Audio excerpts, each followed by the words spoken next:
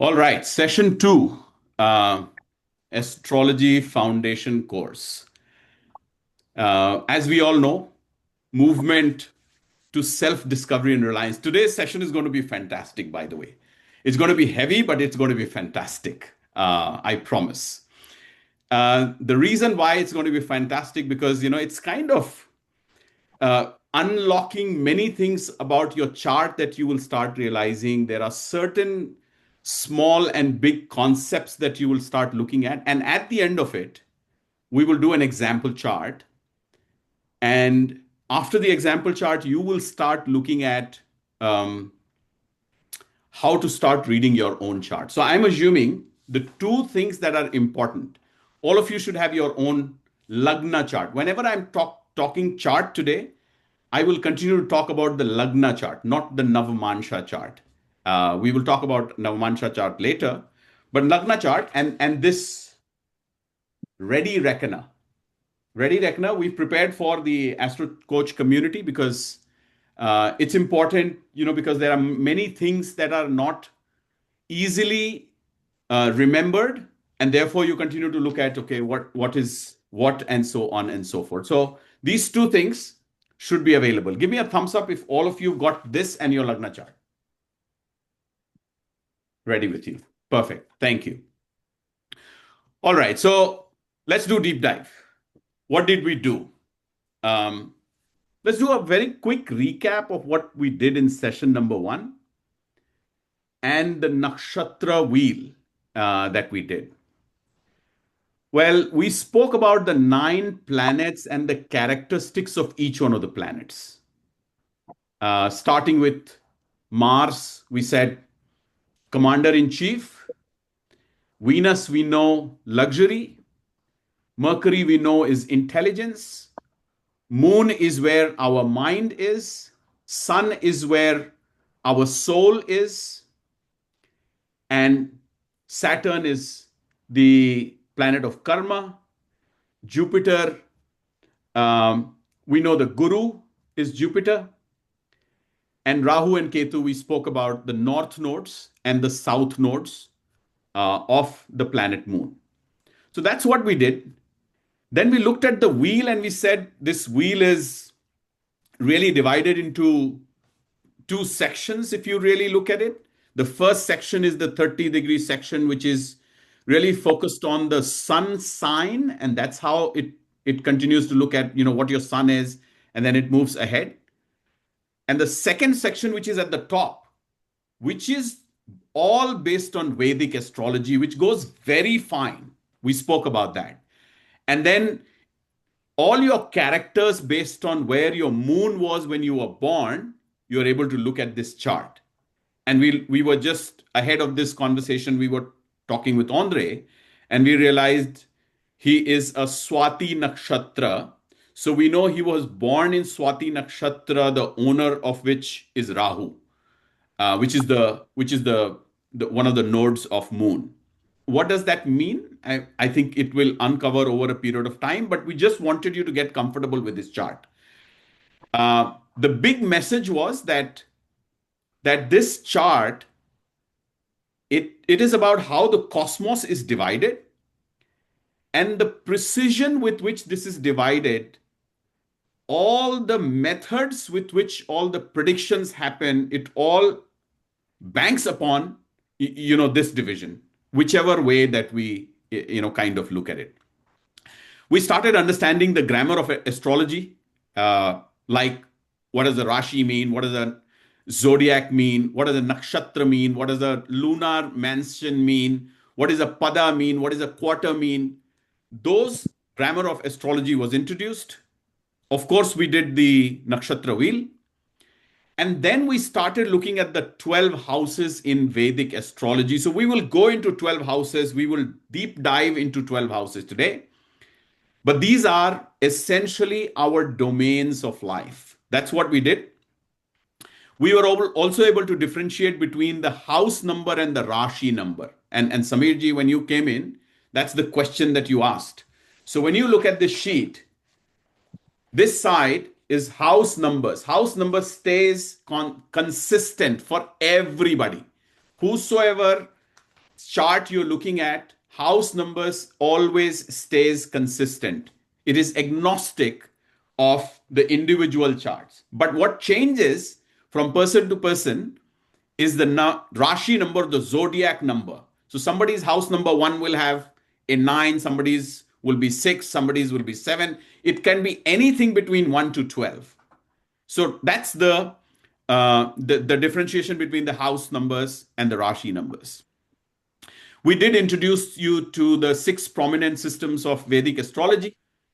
We spoke about Parashari, we spoke about Gemini, we spoke about Bhrigu Nandinadi, we spoke about Ashtak Varga, we also spoke about Lal Kitab. So those are the prominent systems of astrology. And last but not the least, we spoke about KP astrology. And I did mention to this group that I was doing a deep dive on KP astrology, which is Krishnamurti Paddhati astrology that was done. And one of the finest ways which actually focuses on the nakshatra, and therefore the computations of KP is very accurate, very mathematical in nature, but we look at the 6 prominent systems, but our focus today, we will double click on the Parashari system. We did have some open questions from the first session that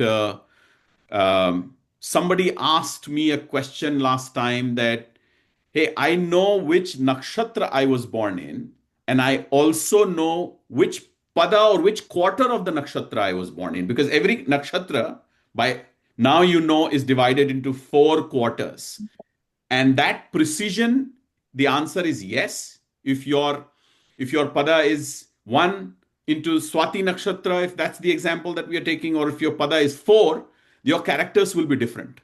And our rishis went to that level of precision. There was a question on Venus that Naren has. She's not on the meeting today, but we will take that when it is appropriate. Samirji, you had a specific question on retrograde. You had made, so all I'm doing is acknowledging that request is there. At an opportune time, we will talk about it. And finally, we are confirming that there was a correction in the participant guide, that the drishti that needed to be confirmed, and we have made those. So it's just a quick recap. Arunji, welcome. We've just gotten started. We were doing a recap, but today we are going to deep dive.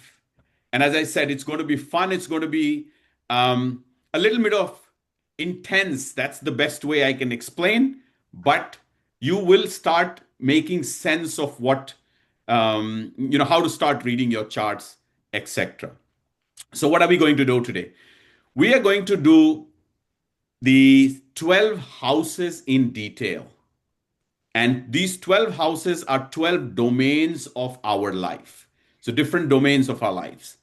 We will look at aspects or drishti as we call it. We will look at special aspects. Each planet in the cosmos is also having a friendship or neutral or enmity. And we will look at the grid. If you are looking at this, you already have a grid here that talks about the friendship enmity. But of course, we will use that in the context and start applying the grammar that we are learning. We will understand the concept of planetary conjunction. And then we will go into what is called Dasha.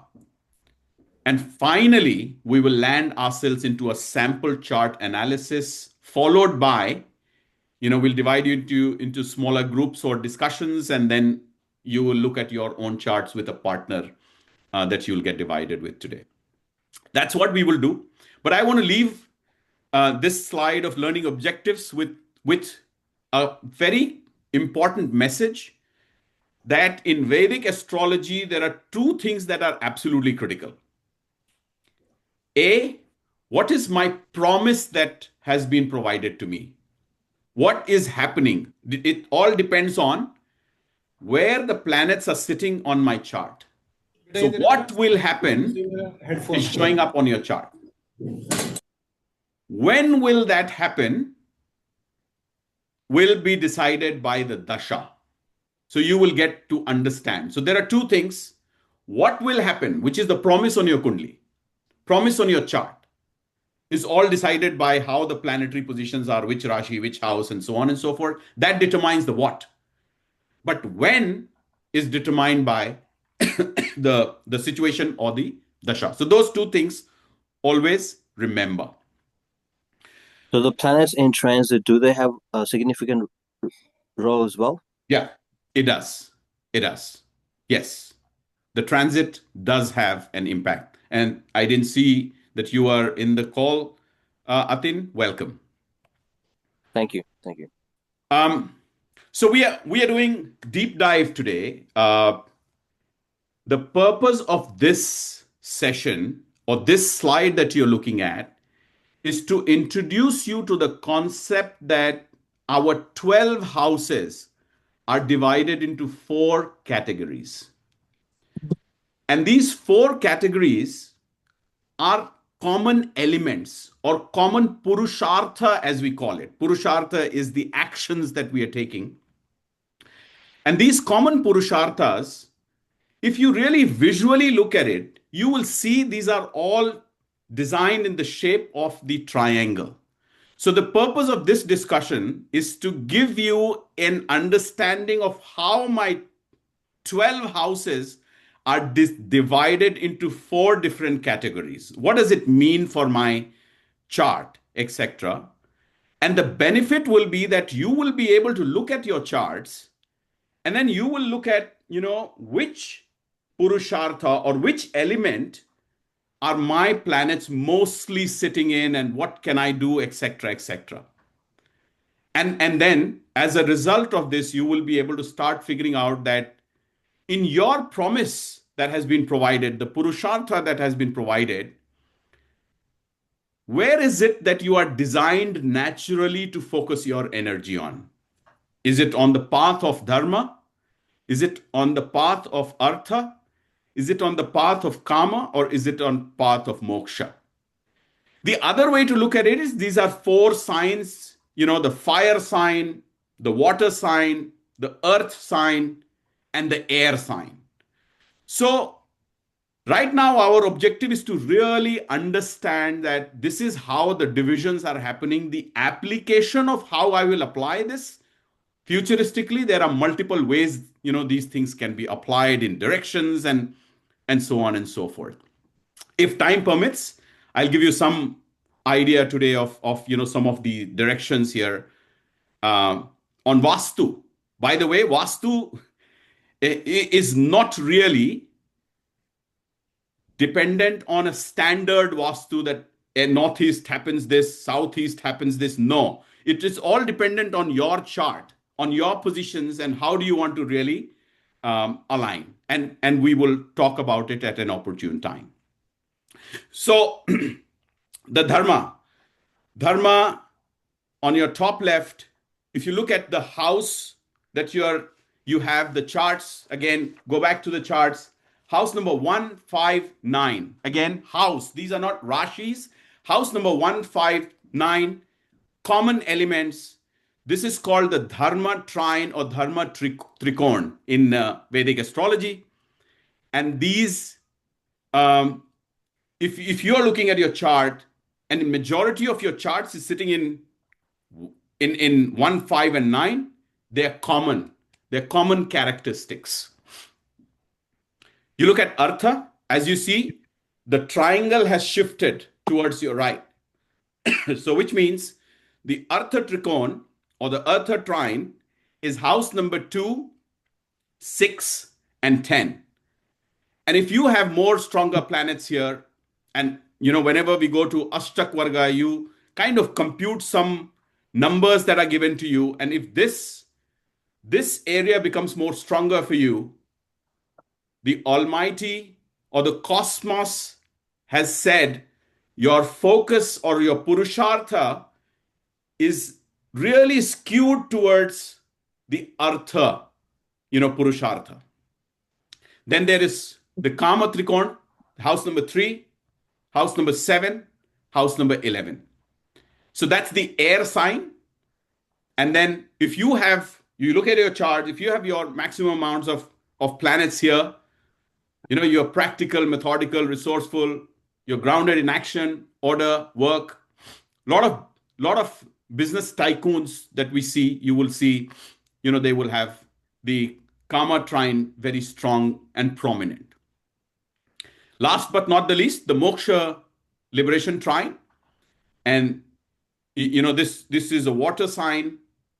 More stronger planets here means you are more inclined towards the moksha purushartha. So those kind of actions, you're more inclined, and you will have more emotional, intuitive, spiritual, and those aspects will really, really be higher in order as compared to others.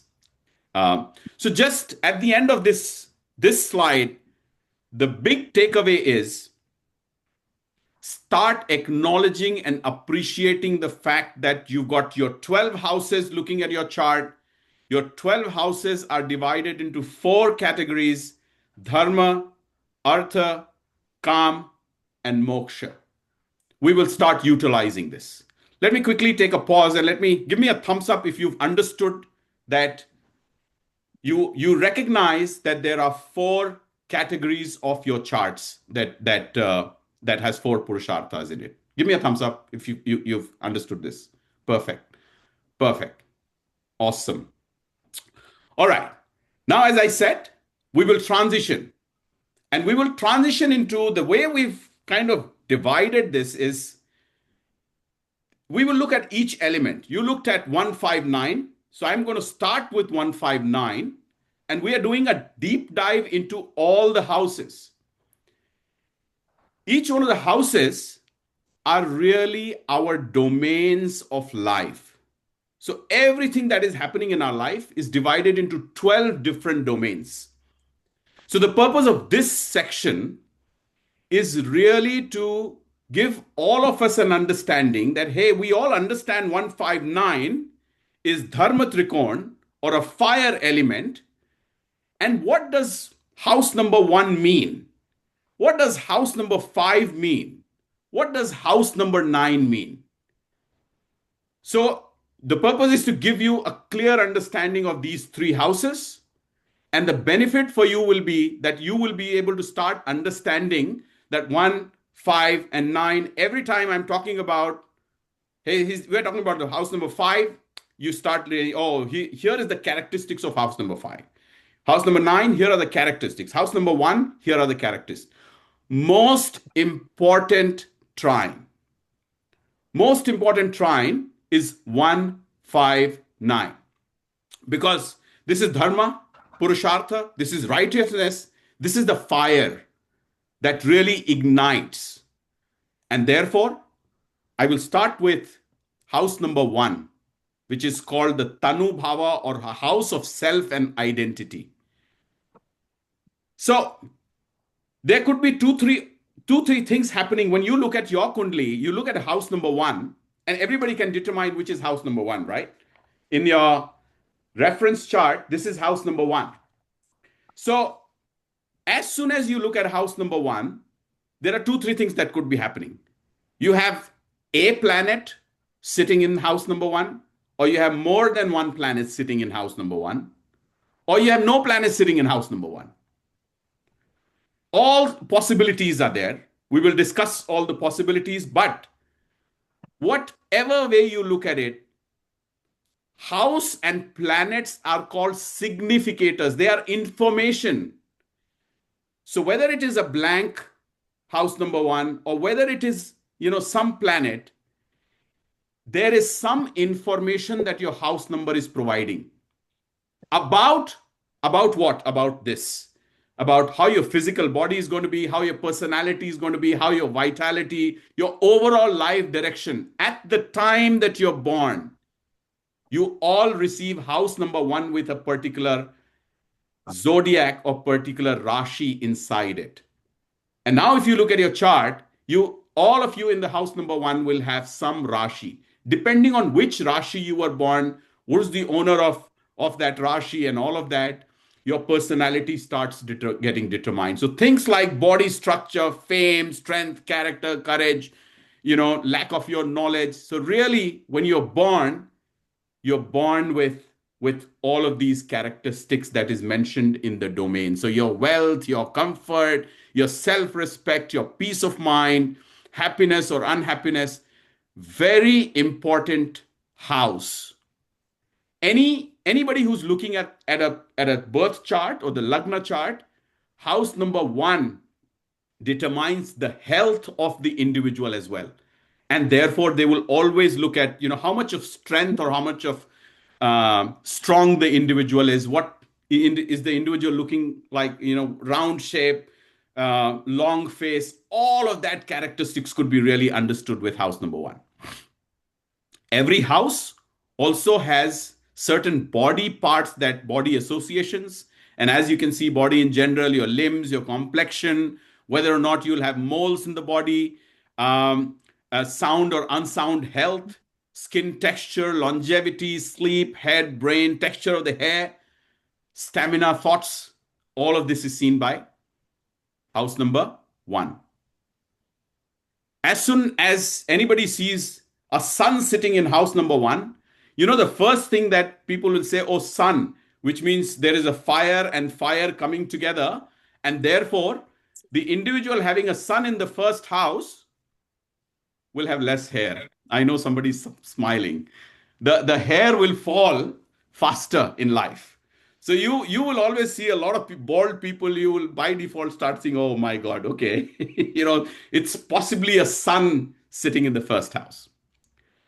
House number 5, same element, but if you remember the last class, I said 1, 2, 3, 4, 5, all the way up to 12, anti-clockwise. It's your life. You are born, then your childhood, then house number 3 is how you communicate. House number 4 is a house environment. House number 5 is how you will start studying.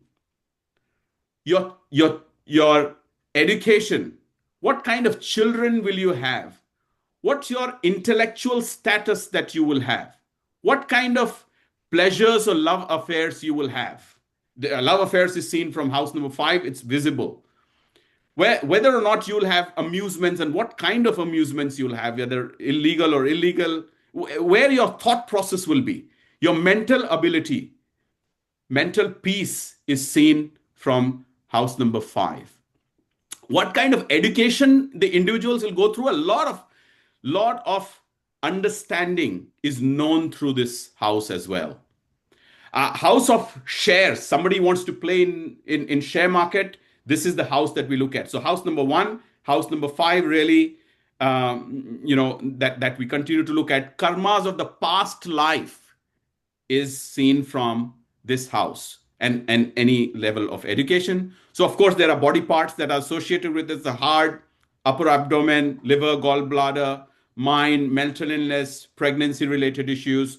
All of that is seen in house number 5. So if I look at a chart and see a planet called Ketu is sitting in house number 5, the first question that we will possibly ask is, hey, with the first child, did you have an issue? Was it not a smooth child? Because Ketu has a characteristics of cutting something.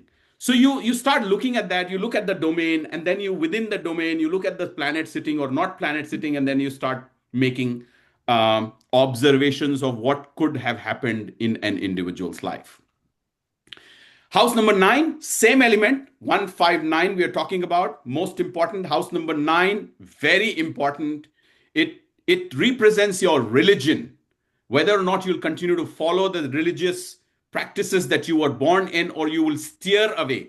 We are able to see from house number 9, father, long distance travel, publicity, very high level of education. So if house number 5 will give you higher education, house number 9 will give you much, much higher wisdom level education. House number 9 takes you to that direction, really.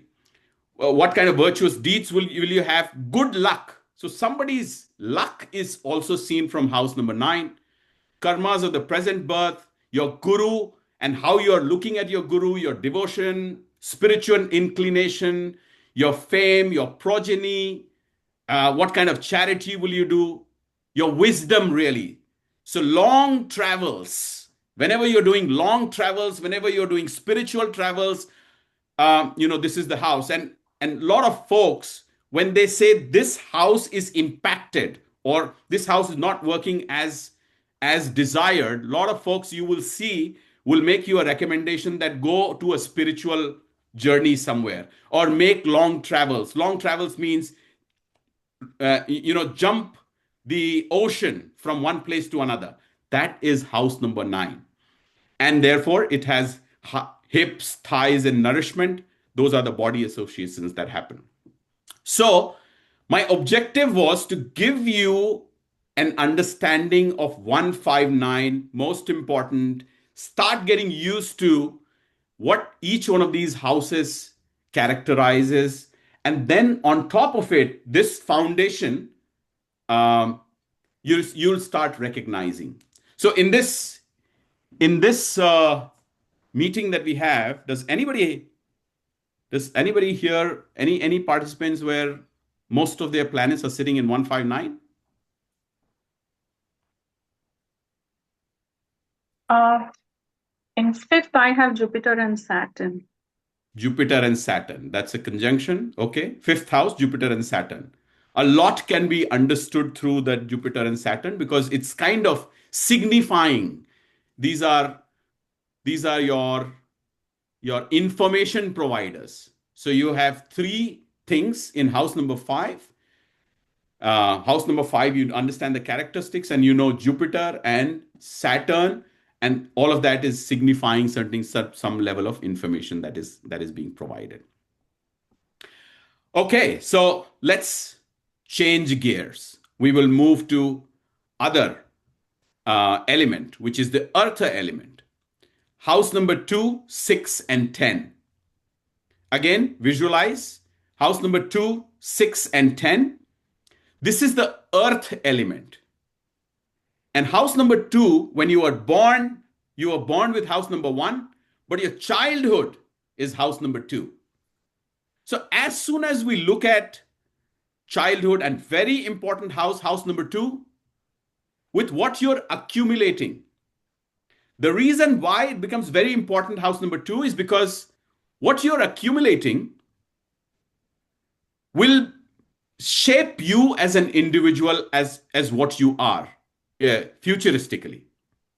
So you're also accumulating your sanskars, you're accumulating your experiences, you're accumulating how you've grown up.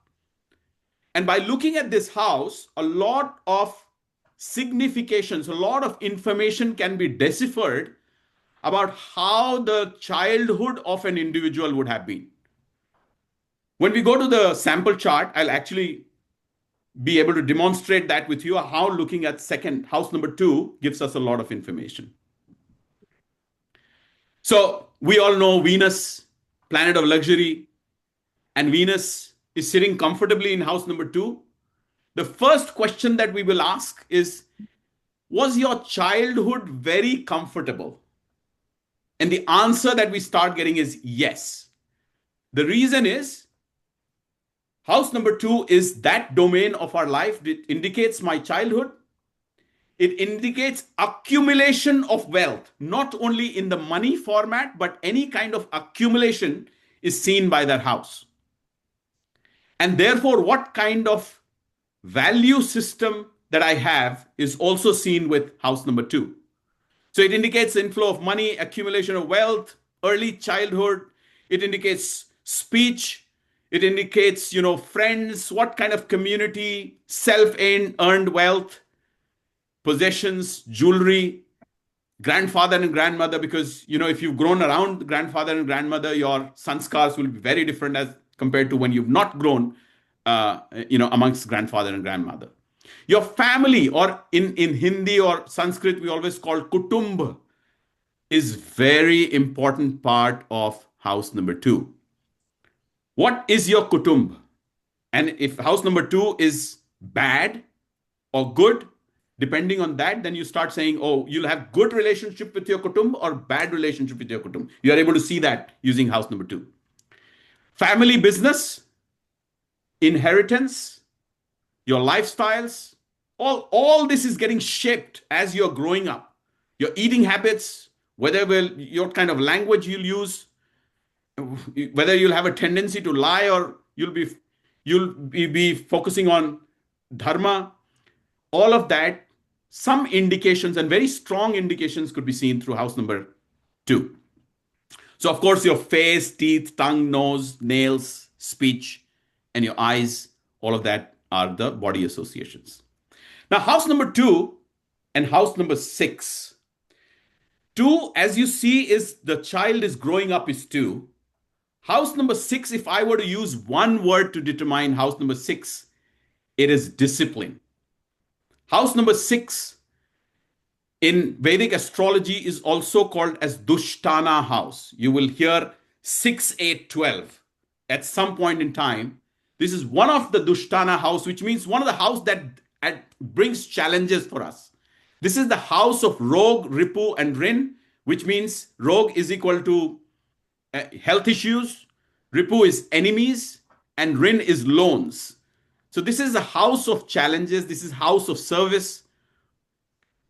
But if you have seen very rich people, they will have extremely good 6th house. If you see people who get through the competition, it is through the positive impacts of 6th house. So all of these houses are actually energies. It could move in a positive direction or it could move in a negative direction, depending on your knowledge that, oh, this is what this energy does and how do I operate from here. So discipline is the most important characteristics of house number 6. And I also say creating your boundaries is very important for as a characteristic of house number 6. Creating your boundaries, depending on where you want to create your boundaries, depending on what information is available through your charts, whether it is empty, aspecting, all of that. But right now, let's focus on disease, enemies, debt, job. If somebody's 6th house is prominent, we know this individual is going to do a job in a multinational company or a government sector or somewhere versus doing a business. So these kind of questions, you get a very strong indication. But this is a house of job, servants, uncles, aunts, any kind of oppositions that you get. All of this is seen from this house. Of course, there are injuries, accident, wounds, loans. It's a house of challenges.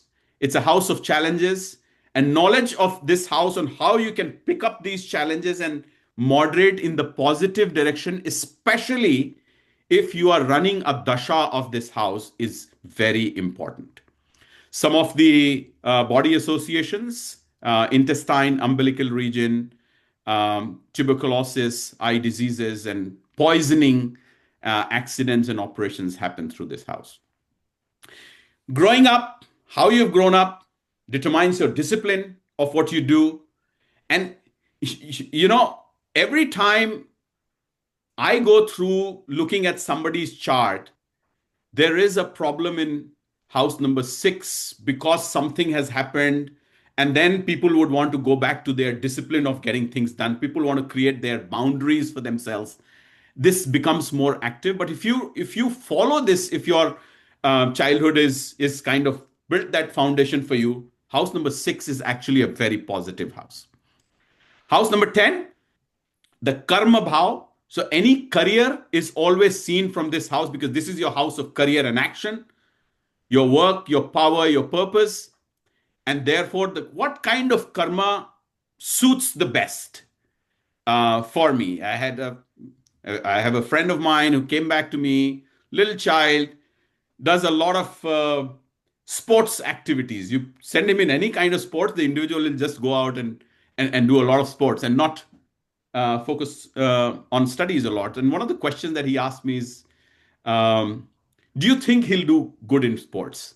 And I looked at 10th house and I said, Mars sitting in the 10th house, Saturn sitting in the 10th house. And I said, hell yes, he will just go and kill it in this area of sports because that's the karma. And he's got that power, he's got that Mars or the commander's energy to be able to do that. So those kind of information is available on your chart, but first you need to understand which domain of my life am I looking at. So as soon as somebody's asked you about the career, you go and zoom in onto house number 10, and then you start figuring out, okay, house number 10, is it vacant, which is the house lord, which is, all of that. You start kind of looking at it. And by the way, with Parashari, I've been always thinking about, well, Parashari gives me the knowledge like a physician will uh, examine things superficially and be able to give a very strong indications. But if you go on something like a KP, it will go into the concept of nakshatra, sublord, and all of that. So it's really about cutting it open, cutting that house open, and opening it and looking at it 2, 3 layers, and it is just so fascinating. The accuracy of prediction goes so high. And therefore, I say you look at a chart and you look at one process and you look at another process. You look at the same answer. Here's a hypothesis. Somebody's asked me a question. I looked at that through Parashari. I look at that through KP or Gemini. And if both these structures are giving me the same answer, done. The 100% guarantee happens. The problem is, in today's world, there is a quick fix of everything that we want. You want to go to somebody, look at my chart in 5 minutes, give me the answer. If somebody's giving you the answers in 5 minutes, it's not doing the right thing. I can tell you, because there's so much of computation that is happening in the back end. So just to summarize, house number 2, 6, 10, Artha, prosperity house, how it is coming together, your samskaras, your childhood. Just remember those keywords whenever I talk about it. I will ask you, a childhood, which house should I look at? Hey, education, early education, which house should I look at? Career, which house should I look at? You should be able to look at these houses and start looking at the characteristics. So give me a thumbs up if you've been able to understand these 3 domains of your life: house number 2, house number 6, and house number 10. Brilliant. Right. We'll go to the third, which is the Kama Purushartha. Very important Purushartha. Kama Purushartha really gives you all the important niceties that are required. So therefore, the trine is number 3, number 7, and number 11. That's the trine that we are looking at. And house number 3 is the house of speech, or house of parakram, as I call it.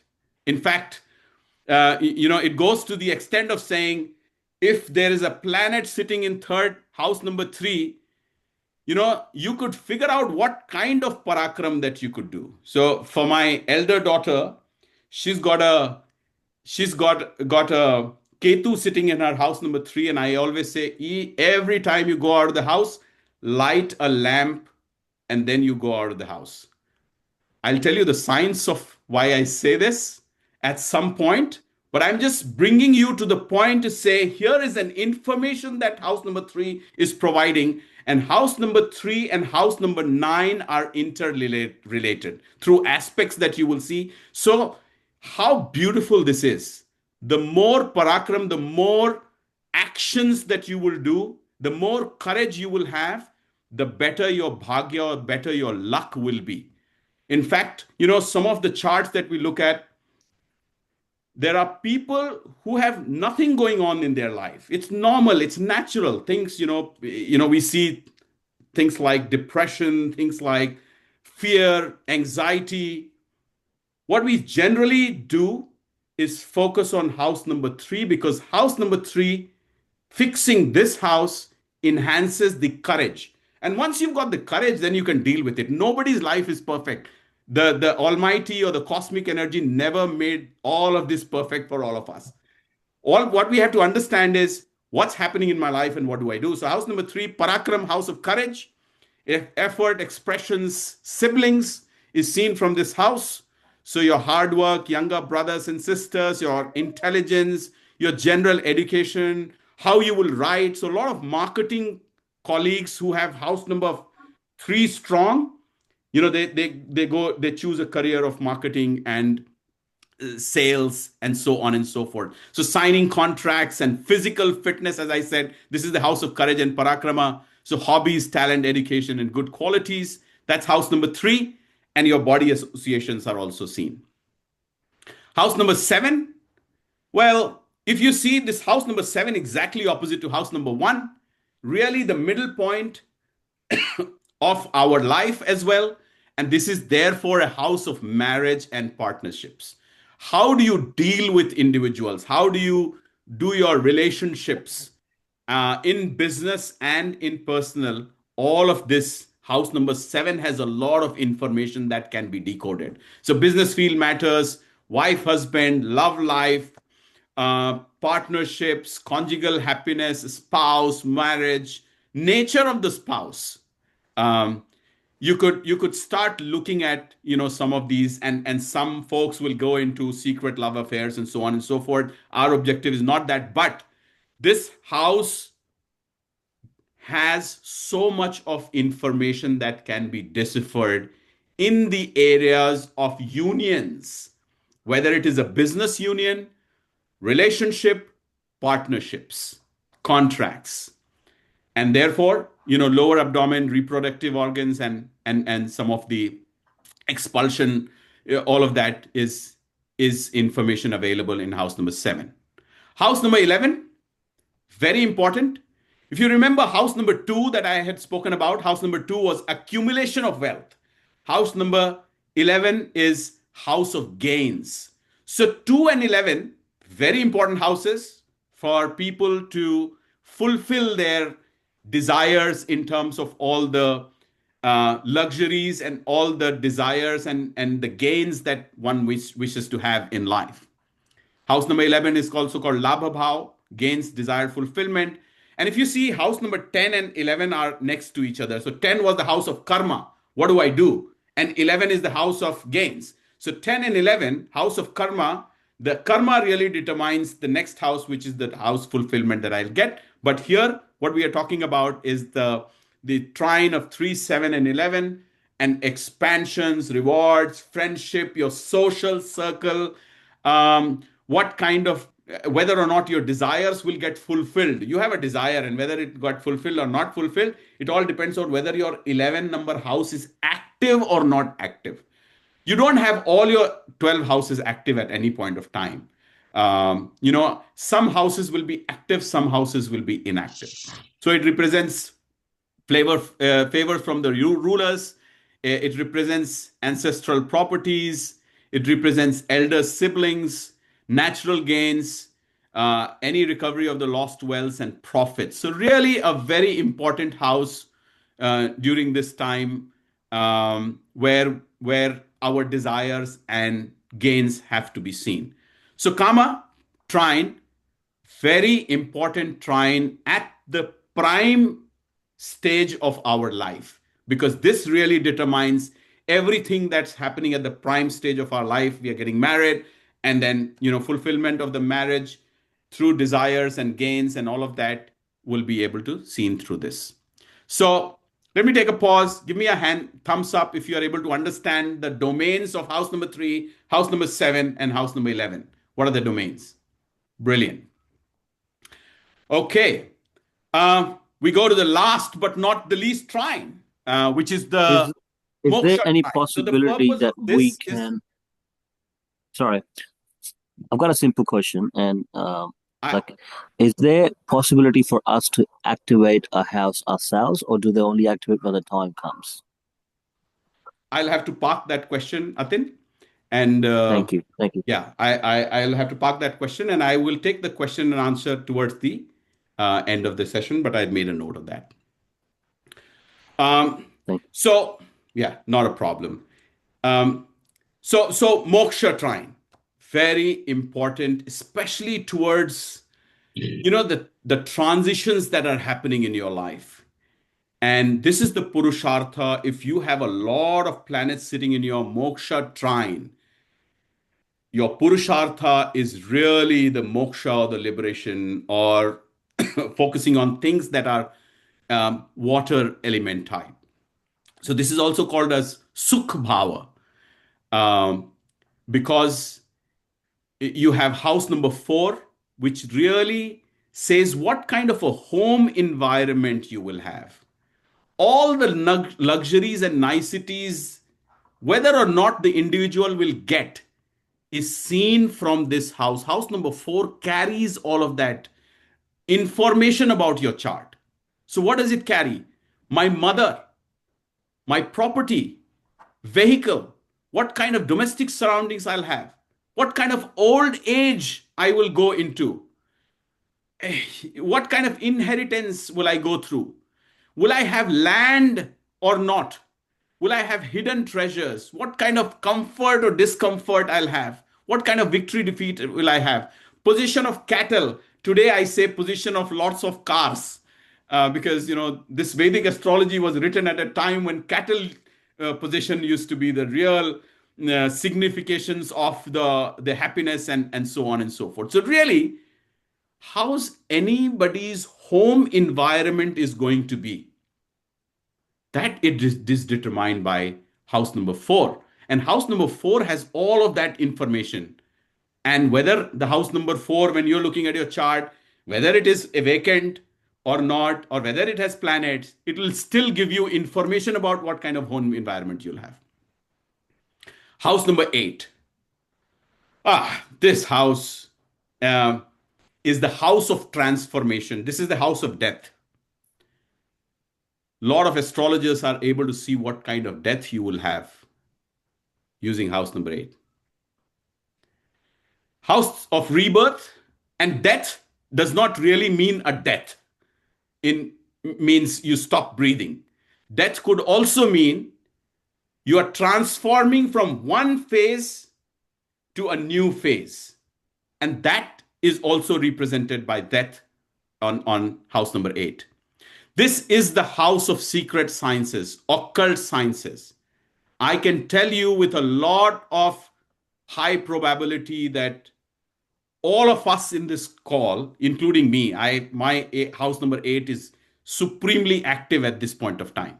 And that explains why I got into occult sciences, where I had no design of getting into occult sciences. So, house of transformation in the business world, or if you're working in a corporate environment, a lot of times, people say this mid-career crisis. This is the house that starts happening, and people will go through that transformation. Sometimes they are doing things that they had never ever thought about, and they will change career streams completely when this house becomes active, because this is the house of transformation, secret sciences, and the occult. So any kind of obstacles, disgrace, finances through unfair means, if this energy is not utilized well. Now, as I said, no energy cannot be created or destroyed. It can only be maneuvered in a direction that is there. So when this house is active, it is by default taking you into a direction. But if you have a knowledge that this house is active, some of the sciences are doing this for me, and how do I pick this and move into a direction that will be beneficial for me? That is the knowledge of astrology. And I've continued to maintain from session number 1 that folks have used this for predictive science. Should not be used for a predictive science. This should be a journey for your self-awareness, and use that self-awareness to maneuver that energy in a direction that'll start creating positive results for you. So house number 8, very important house. Gains from your in-house happens here. Sudden gains or sudden losses happens from this house. Chronic illness happens from this house. By the way, longevity is also seen from this house, and therefore an important moksha trikon house. So if you've got planets in house number 8, not to be scared about, but just be aware that those are the energies that are going to be are at play or are going to be at play. Finally, house number 12 in the moksha trine. This is really the house of liberation, loss. And with one of the colleagues, we always the colleague is going on a retreat a yoga retreat, and Samirji, you will know what I'm talking about. Whenever you're going for a advanced meditation program or AMP at Rishikesh, what you're really activating is activating your house number 12 in a positive way. So if you're doing yoga, you're activating your house number 12 in a positive way. If you don't activate that, it is the house of moksha, it is the house of expenditure. Lot of expenditure starts happening. It's the house of jail, hospital, and jail and hospital, because when you go to jail, when you go to hospital, you are actually alienated from your society. So a lot of folks say, how do I do that consciously? So if I know my house number 12 is active, I may go to jail or I can go to hospital. What do? I start doing meditation. So I am already figuring out and alienating myself. So house number 12, liberation, loss, and transcendence. So that is the domain of our life. So it signifies a lot of private enemies. And that is why 6 and 12, you will see the relation that I will talk about in the coming slides. But 6 and 12 are very closely related. If there are a lot of people who don't get proper sleep, house number 12 is bad. We need to do something to fix house number 12. So lack of sleep, hospitalization, sorrows, debts, spiritual retreat, confinement, lawsuits, pleasures of bed, all of this is seen from house number 12. That's the domain of your life. And of course, the body associations that you get is feet, nervous system, sleep disorders.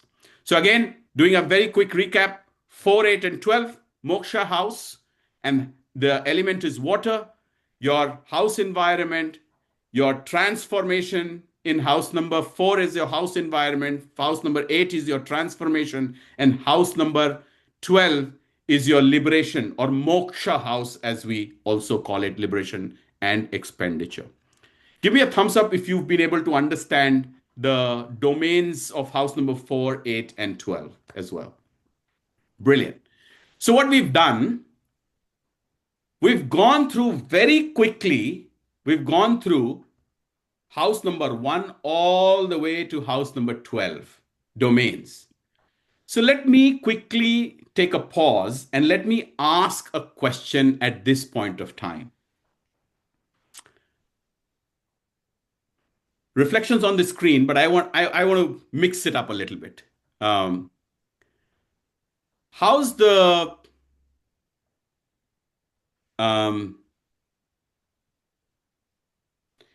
if I want to see which career, which house should I look at? 10th. Yeah, Shikaji, Atin, either of you? 10th. House number 10. 10. Brilliant. You got 10th, it. Yeah. I just want to check how are we doing with time. Doing good. Let's continue moving on. You've continued to look at which trine has your charts and start getting a sense of your chart. And I've said, get obsessed with your chart. The amount of information that you will get about yourself is just fascinating. Here is the first step that we have taken. I'm switching gears. I'm talking about a concept called aspects. Aspect is drishti. So, the best way to describe it is, I've got a house here and I've got a house, my neighbor is right in front of me. And what is happening in the neighbor's house, I will be able to see very easily. So these are the aspects that you just cannot ignore. And there are 6 kind of aspects that I have provided to you. These are called axis. They're opposite to each other. So you say 1-7 axis, 2-8 axis, 3-9 axis, 4-10 axis, 5-11 axis, and 6-12 axis. Let me take a pause on 6-12 axis because we ended with our house number 12. And what was the house number 12 domain? Can anybody remember? Can you give me some keywords for house number 12? Moksha. Moksha. Moksha Moksha, house. liberation, Moksha house. Yeah, expansion. you've Moksha house. So you're going to house number 12. And if you remember, I also said jail hospital, house number 12. Do you all remember? House number Yeah. 12, jail hospital. House number 6 was rogue ripu rin, which was diseases. So diseases take you to hospital. There is a connection in each one of these houses that you will see. But the key takeaway here is that any planets sitting in house opposite to each other will impact the house directly opposite to the house that is. So house number 1 and planets sitting in house number 1 will always have an impact for the house number 7. Likewise for house number 2 and 8, and so on and so forth. So therefore, the axis is very important. This is true for all planets, starting from Sun, Moon, Mercury, Mars, Jupiter, Saturn. It is true for all the planets that, the seventh aspect. When I say seventh aspect, if I'm picking a cursor,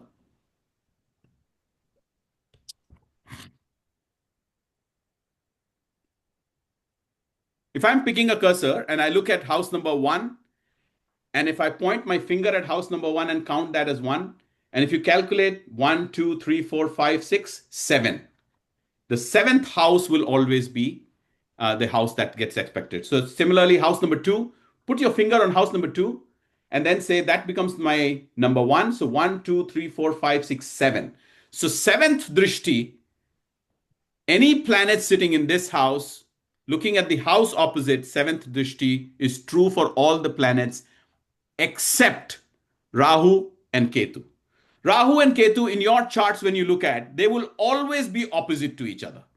So anytime I give you that Rahu is in 1st house, automatically what you should do is put down Ketu in 7th house.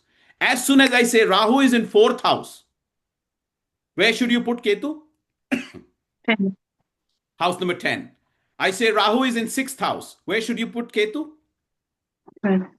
House number 12. So that is how Rahu Ketu is, but otherwise all the other planets, they will always have the aspect and therefore influence and have more information and signification. However, our rishis, they looked at 3 planets that received special drishti or special aspects.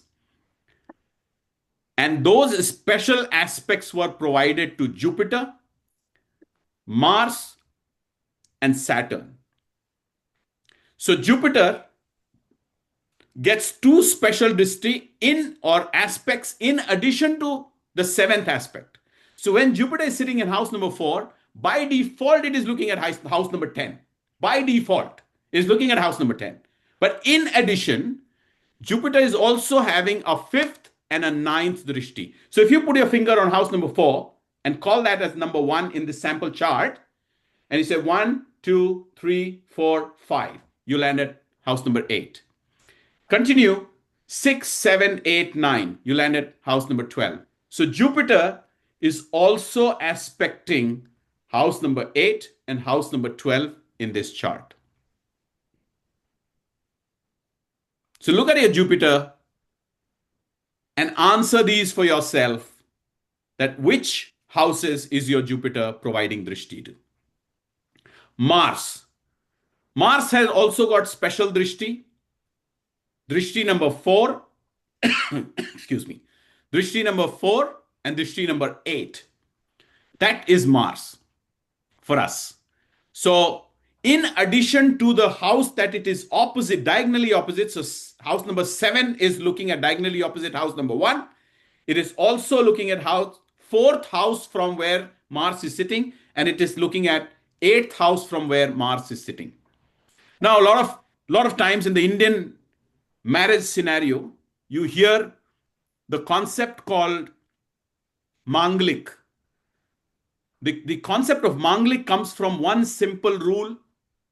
that either Mars is sitting in house number 7 or Mars is aspecting or looking at house number 7 through its 4th or 8th drishti.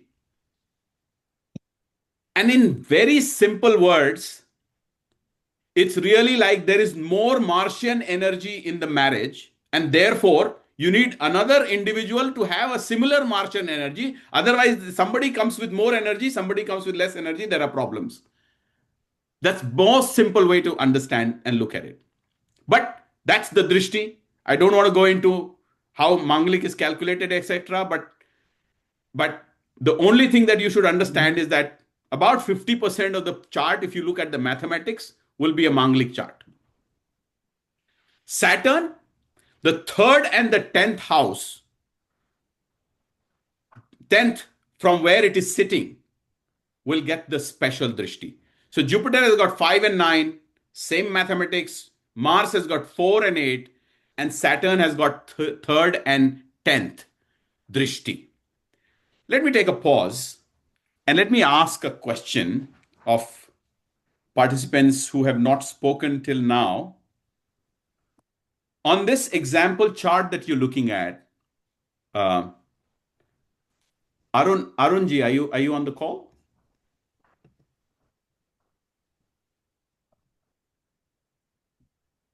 Yes, Ashokji, Alokji, I'm here. Okay.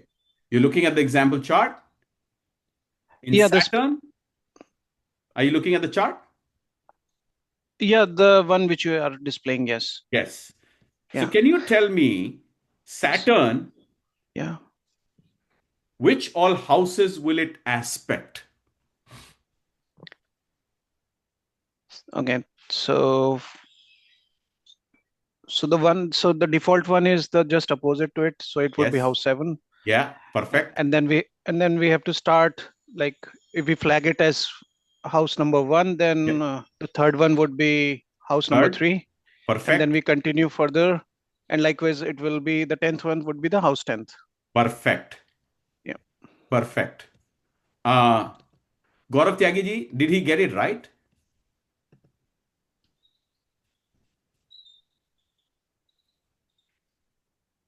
You're on mute.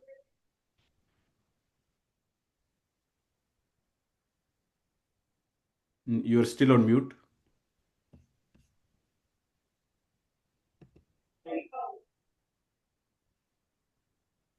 Okay, maybe there's some problem. Bhaskar, was he right? Yes, hello. Yeah. Because the opposite house have an impact. So Saturn is sitting in house number 1, so 7 will be the effect is there. As per the chart, the third and 10th house from the house it is sitting. Yeah. So if you calculate house number 1, the Saturn is sitting 1, 2, 3, third house, and the 10th house. Perfect. Perfect. So that's the special aspect. Andre, you got it? Perfect. Yeah. Alokji, may I? Just a second, please. Yes. Can you announce yourself? Yeah, Alokji, this is Arun Sharma. Yes. Yes, Arunji. If we count these numbers, like, we always have to count anti-clockwise, right? You always have to count anti-clockwise. Yes.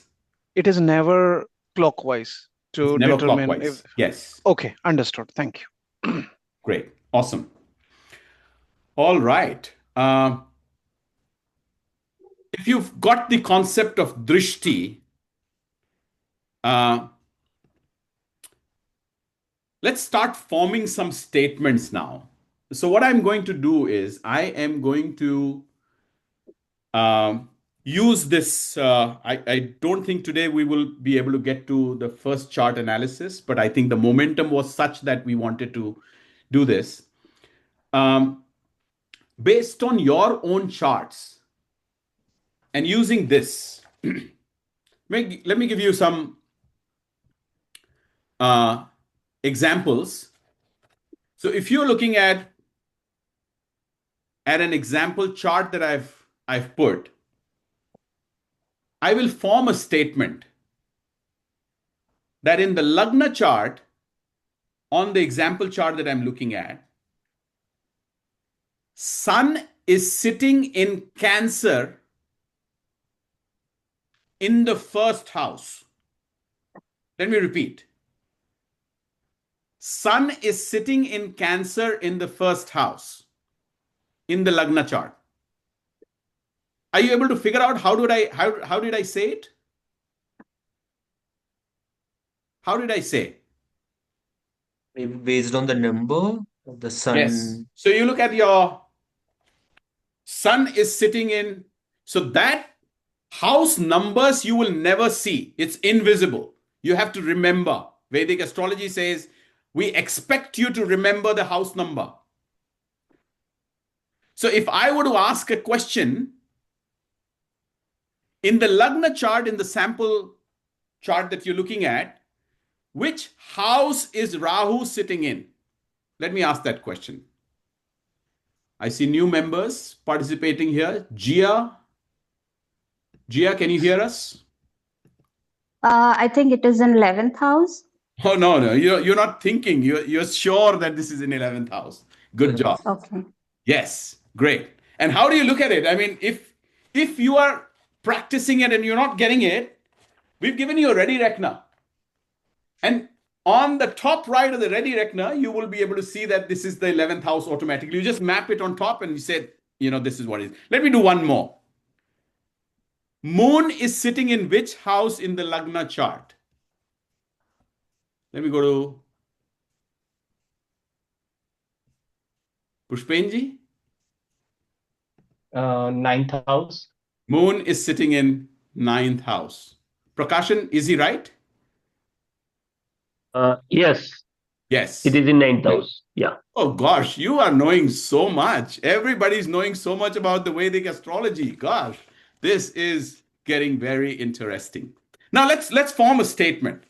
When I say this, I look at it because this chart is imprinted in my mind, and I say Saturn is sitting in Libra in the 4th house on the Lagna chart. What do I mean? Let me go to Atin this time. Atin, what do I mean? Sorry, would you ask again? Because I locked out for a sec now. Just logged back in. Okay. Could you Are you able please to look at the repeat chart? the question? I'm looking at it now, yes. I say Saturn is sitting in Libra in the 4th house. What do I mean? Yep. So that means it's in the house. What was so that's the Moksha Trikon.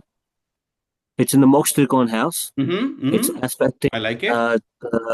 It's aspecting the 6th, the 10th, and the 12th house. Okay. It's obviously exalted. And Okay. That's not a concept that I've taught. Sorry. But all I wanted to know is for this group of participants where everybody is, all I wanted to know is I made a statement. Saturn is sitting in the 4th house in Libra. What do I mean? It's sitting in the Moksha house. Sorry, I'm confused. Like, what will be the desired answer for yourself? Because I'm going by the fact that it's in the Moksha Trikon and the other houses it's aspecting. Okay, and if that's fair. That's fair. And if that is not the answer, I'm sorry. No, not a problem. All I'm saying is house number 7 is Libra. I'm able to see it from my chart here. And Yes. Saturn is sitting in the 4th house. So Fourth house, as yes. soon as I make a statement, you should be able to draw a chart. Let me switch gears and let me ask a couple of additional questions. House number, all the houses are owned by a particular planet. How do I That's know right. which planet is owned by which? Is by the number. So wherever I see number 1 and number 8 on this chart, those houses are owned by Mars. How do I know? Mars, yeah. How do I know? Yeah. Okay, so let me ask a question. House number 6 Yep. and house number 7. And Atin, I'll have to ask this question of somebody else because I know you will have this answer. House number Okay. 6, house number 7 and house number 8 on the Lagna chart that you're looking at is owned by which planet? Samirji or Sapnaji, let's say. I think I overheard you're talking about it. House number 7 and house number 8 is owned by which planet on this chart? Jupiter, Neptune, and Mars. In mine. In my chart, it is in the Jupiter, Neptune, and the Mars. Oh, no, on this chart. On your chart, it's sorry, I'm having my chart only. Okay, never mind. We'll get the hang of it. I'm understanding where we are. Let's go back to Shikaji. Yeah. House number 7 and house number 8 of this chart is owned by which planet?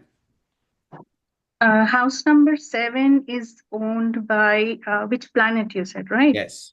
So They are vacant. Saturn.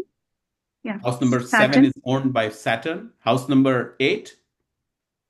And house number 8 is again owned by Saturn. Saturn. How did you get it? Because the number 10 in the 7th house associates with the Rashi Capricorn. Yeah. And the owner of the Rashi Capricorn is Saturn. Yeah. And you are also able to refer it here, right? So Yes. whenever you look at these numbers, you look at this, and that's what it is, right? So we'll go into Aquarius and Pisces, right?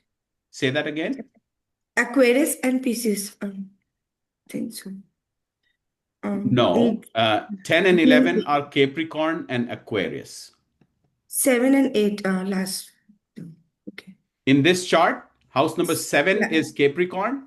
House number 8 is Aquarius. Aquarius. Yes. Aquarius. Yeah. Yeah. Clear? All right. Let's form ourselves into smaller groups and look at your... Alokji, this Yeah. is Samir. Yes. Looking at the pure aspect, this is the previous chart, where the base chart you had shown. Yeah. This one. Saturn would be looking at house 10 also, no? Just right Yes. opposite. Yes, absolutely. That is your first founding principle. You got it, Samirji. I love it. First founding principle is any planet will always look at the house opposite to it first. But these 3 planets have got special drishti also. So Saturn has 3rd and 10th drishti also, in addition to house number 7. Perfect. So let me, before I move you into the groups, let me take that question that Atin had. And I think, Atin, you wanted to find out whether or not we can fix a particular tricorn. I mean, can you ask that question again? So my question was, can we activate a particular house on our own, or does it get activated when the time comes according to transit or the zodiac period, which is Mahadasha? Yeah. Yeah. Okay. So that's a concept of Mahadasha I haven't introduced to this group, but let me quickly respond to that question. All of us in our daily life touch every house on our everyday. Every house. Tell me which domain of your life you do not touch in some shape or the format.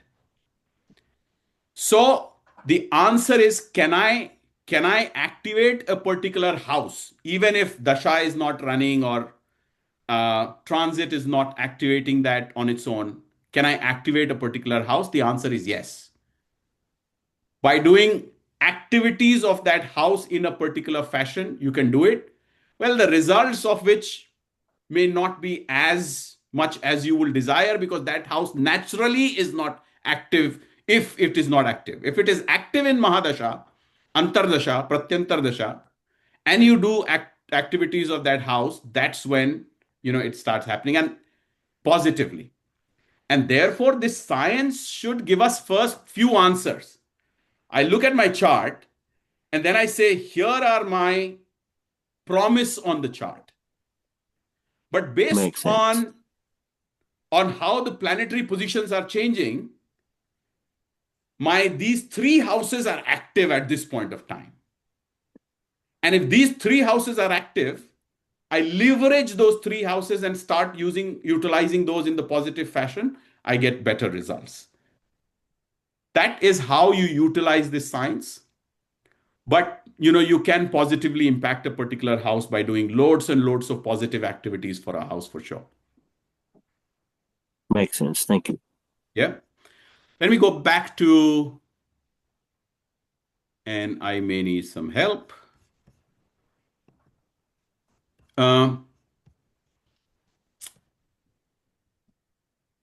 do we create groups in the Zoom?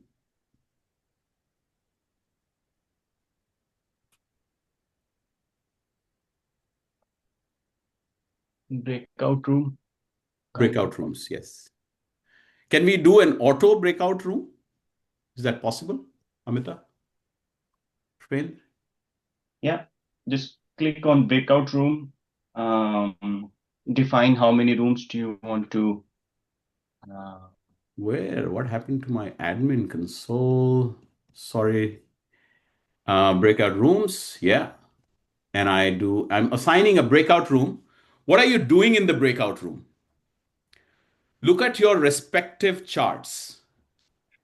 And then within your respective charts, frame the following sentences to say, this planet is sitting in this zodiac in this house.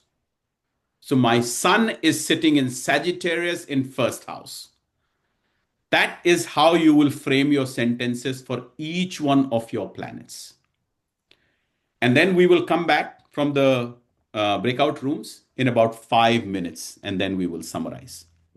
I'm going to create the automatic groups and also include co-hosts into the breakout room. One moment. It's only about the grahas we'll mention, and what about the houses which are empty? We don't have to mention No, that. not now. Not now. We'll take that as a next step. Yeah, Okay. I'm opening the room. You will be prompted to move into the stuff, and then you come back in 5 minutes in the main room. Okay.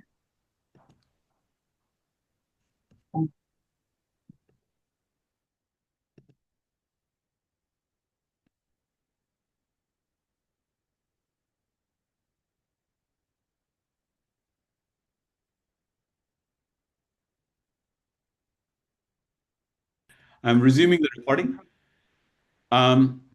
Let's take a sample chart. Anybody wants to raise their hand to say they are comfortable sharing their chart Yes. with the group? I heard 2 yes. Yes. I heard a yes. Yes. I'll be like, pick me, pick me, pick me. Okay, all right. I see Shikaji and I see Samirji. Look, if anyone else wants to go ahead, please, don't mind my humor. So please go ahead. All right. So You guys everybody, wanna do it. let's use Ketu. Ketu is when we use non-digital traditional ways of operating. Everybody use your Ketu. Take a pen and paper, and let's look at Samirji. If you're okay, can I give this opportunity to Shikaji this time? We'll take your chart as well later. Alok, my Ketu is in Okay, we'll take your house chart. 7.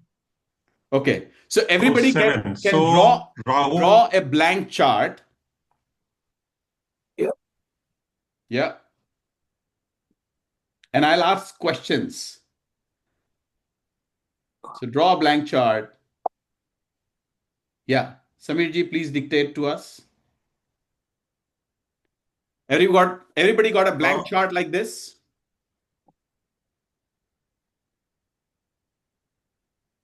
Created? Perfect. Awesome. Thank you. Yes, Samirji, go ahead. My Ketu is in 7th house. Okay. So by default, pause. If his Ketu is in 7th house,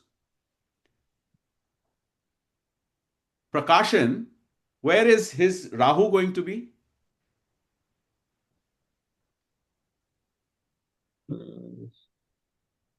Ketu is in 7th house. It will be just opposite.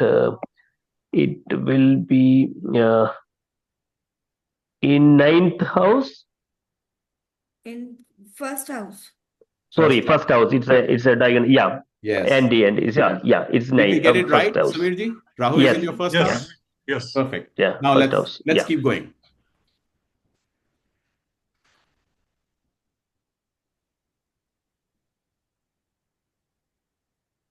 My Saturn is also in the 7th house.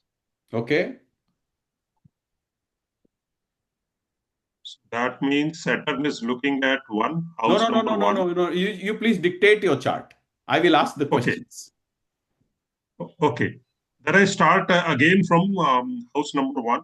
Yeah. I have Mars and Rahu in house number 1. Okay. And what number is it? What number is written in your house number 1? 4. 4. So as soon as he says 4, everybody go anti-clockwise and say 5, 6, 7, 8, 9, 10, 11, 12, 1, 2, 3. After 12, again you say 1, 2, 3. Okay, anti-clockwise. Everybody? So that is what your chart is. Now you tell us the planetary positions. House number 1, Mars and Rahu. House number 2 is Uranus and Pluto. Okay. House 3 is blank. Yeah. House 4 is Mercury, Sun and Neptune. Yeah. House 5 is Venus. Yeah. House 6 is Moon. Yeah. House 7 is Saturn and Ketu. Yeah. House 11 is Jupiter. House 11 is Jupiter, which means in Taurus. Sorry. House 8th is Jupiter. Oh, that is not house 11. That is Rashi 11. No. It is house 11. Sorry, house 8th is Jupiter. Okay. Let me just repeat what I have. Mars and Rahu with number 4 in house number 1. Yes. Mercury and Sun with number 7 in house number 4.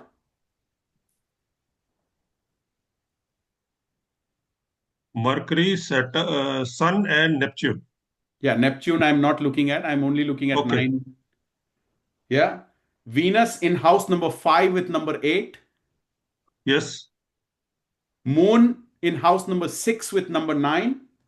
Yes. Saturn and Ketu in house number 7 with number 10.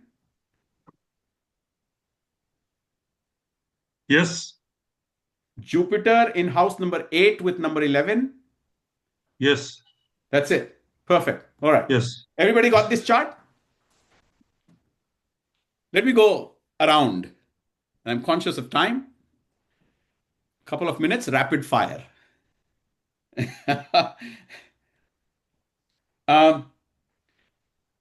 Saturn is sitting in its own house in house number 7. True or false? Rapid fire. True. Everybody got it? Why I said true?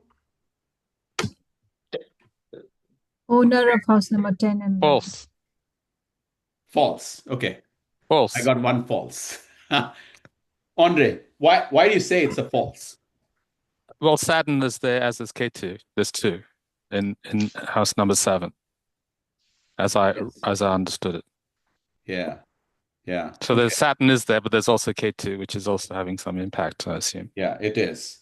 But Saturn is sitting in its own house. Yes. Because Number 10, if you see in your chart here, number 10 is Capricorn, and the owner of Capricorn is Saturn. Saturn. So the way to read it is Saturn is feeling extremely comfortable because Saturn is sitting in its own house and Saturn has also got Ketu to sit in his own house. That's the way to look at it. Is it coming? Are you getting the hang? Yeah. Question number 2. Jupiter is sitting in the house of Venus. True or false? False. False. False. Jupiter is sitting in the house of Saturn. True or false? True. False. True. True. True.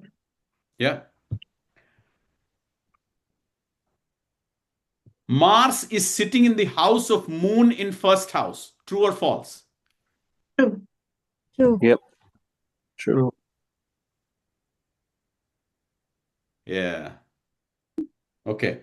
Can you make that statement for me now, Andre, for Mercury? If you were to formulate that statement for me for Mercury, what would you say? ME is Mercury. Yep. Yeah. So, well, Mercury is sitting in the fourth house. Awesome. Samir's fourth house. Yeah. I know that, along with the sun. Yeah. As well. Yeah. So that means. Yep. It is owned. Well, it's. So what's the question? Sorry, I know where it's sitting. What's the question? And who's the owner of fourth house? Who's the landlord of fourth house? The landlord of fourth house is it's a fourth house. Moon. Moon, I think. No, it's not. You look at your Venus. chart here. You look. Do this with me. Look at your chart here. Yeah. Number 7. Who's the planet? Libra, Venus. So how you formulate this is the owner of the house is Venus, and the renter provider is Venus, or the owner is Venus. How do I know? I look at number 7 and I look at this grid and I say Venus is the owner, but Mercury and Sun are sitting as tenants in Venus's house. That's right. Yeah. Now let's do one more and then we will call it a day today so that you guys can do a little bit of practice. Who can formulate that statement for me for Venus? Should I give it a go? Can I ask you to do that? Yeah. Make that statement for me. Alok, I'm looking into my chart. Okay, I didn't make a note of. Oh, you didn't? Okay, so let's pass this. Let's pass this. Let's go to Sapnaji. Yes, sir. Yeah. So for Venus, can you make that statement? For the Venus, it is a bit. Just a second. Venus is in the Taurus and the Libra, and in my chart, the Venus is in seventh house. But the chart that we drew, did you draw the chart or were you like Bhaskar? I'm just making it. I'm just going for the all right. So we'll pass. Let's go to the owner of the chart. Samirji. Venus. Let's go to the owner of the chart. Venus talk to all of us about Venus, of what you've learned. Venus is the number 8 and it is in Mars. The owner of Venus that, is sitting in the house of Mars. Mars is the owner of that house. Mars is the owner of the house. and Venus is the tenant in that house. So how do you formulate the statement? Venus is sitting in the 5th house in Scorpio. Yes. It comes with practice, but you will get there. So your homework is you will make statements for each one of your houses for your Lagna and Navamansha and post it on the WhatsApp group. You will say, first house, owner of the house is this, planet sitting or not sitting. They may be planet sitting or not sitting. Second house, owner of the house is this, following planets are sitting in Scorpio, Capricorn, like that. Do it as a practice for each one of this chart. This is absolutely foundational for how we will start interpreting the charts, because the basic concept is there is a friendship and enmity concept that will happen. Naturally, you will feel very comfortable in your own house, isn't it? When you're sitting in your own house, you'll feel very comfortable. When you're sitting in a friend's house, again, you'll feel not as comfortable as how you're feeling in your own house, but at least you will feel comfortable. And if you're sitting in an enemy house, that's when the house gets impacted. And then we start saying, oh, there is a problem with this house. We have to do something, and so on and so forth. But your starting foundation is write this sentence for each one of your houses. And as a homework, I will spend about half an hour every day looking at the WhatsApp group. Post it there if you're comfortable. Or post it to me separately. Yeah. Mr. Lok, should I give it a try of what you were looking for? Which chart? The same Your chart, which no, not mine. Samir's chart. Yeah. Okay. Go ahead. So what I wanted to say is that Venus, which is the owner of the 11th and the 4th house, is sitting in the 5th house of Scorpio. And I think awesome. that statement covers up every aspect. The astrological aspect of the houses, as long as the zodiac part as well. So that actually gives us more detail in just that one simple sentence. Yeah. And that's how actual astrologers talk as well. Yes, absolutely. Let's take one step at a time. And absolutely, that is the most important step. Venus on this chart is the owner of house number 11 and house number 4.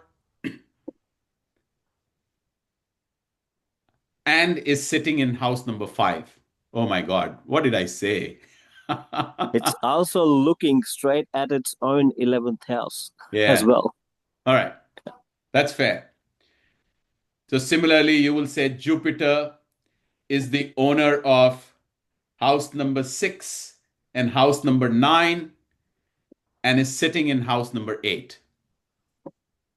Gosh. You'll get a hang of it. Don't worry. And this is absolutely foundational. So congratulations. I don't think where you have traveled as a journey, how quickly and continue to look at it with all the permutation combination, I'm also able to assess which participant is where. And that is the beauty of a smaller, intimate group. And I think, we are building a very strong foundation faster than I would have expected the group to come along and welcome again on this journey to self-realization. And you will start doing your self-realization more once you start interpreting owners and all of that. So make your charts as the homework, and we meet next Saturday again, same time. For 1.5 hours. Thank you so much. It was lovely interacting today with everybody. Thank you, Mr. Lok. Thank you, everyone. Thank you. Thank you. Thank you.